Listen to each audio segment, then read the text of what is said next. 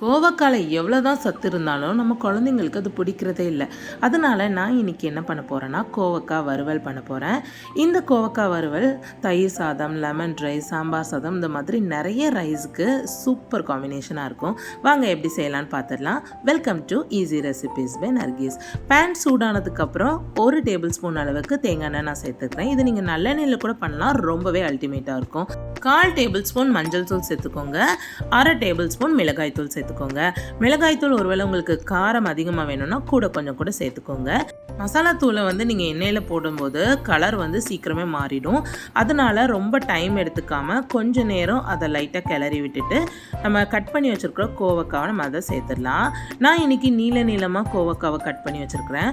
பொதுவாகவே இந்த மாதிரி ஃப்ரை பண்ணும்போது, வறுவல் மாதிரி பண்ணும்போது இந்த மாதிரி நீளமாக நீங்கள் கட் பண்ணி வச்சுருந்தீங்கன்னா அது பார்க்கவே ரொம்ப அழகாக இருக்கும். அதனால நான் அந்த மாதிரி கட் பண்ணி வச்சுருக்கேன். எல்லா பக்கமும் நல்ல மசாலா ஸ்ப்ரெட் ஆகிற மாதிரி கிளறி விட்டுட்டு தேவையான அளவுக்கு உப்பும் போட்டு கிளறி விட்டுக்கோங்க. நான் இன்றைக்கி இந்த மாதிரி பேனில் பண்ணுறதுனால நான் லைட்டாக ஒரே ஒரு தடவை தண்ணி தெளிச்சிருக்கேன். நீங்கள் ஒரு வேளை நார்மலாக நீங்கள் சில்வர் பேனில் இல்லைனா நீங்கள் வேறு எந்த மாதிரி பேனில் நீங்கள் பண்ணுறீங்கன்னா கூட 1 டைம் 2 டைம் தண்ணி தெளிக்கிற மாதிரி இருக்கும், பார்த்துக்கோங்க. அப்பப்போ கிளறி விட்டு வேக வச்சுக்கோங்க. அடி பிடிக்காமல் இருக்கிறது ரொம்பவே அவசியம். கண்டிப்பாக நீங்கள் இதை உங்கள் வீட்டில் ட்ரை பண்ணி பாருங்கள். இது தயிர் சாதம், ரசம் சாதம், சாம்பார் சாதம், லெமன் ரைஸ் இந்த மாதிரி எல்லா விதமான சாதத்துக்குமே ரொம்ப அட்டகாசமான ஒரு காம்பினேஷன். கண்டிப்பாக உங்கள் வீட்டில் ட்ரை பண்ணி பார்த்துட்டு எப்படி இருந்ததுங்கிறத மறக்காமல் கமெண்ட் செக்ஷனில் சொல்லுங்கள்.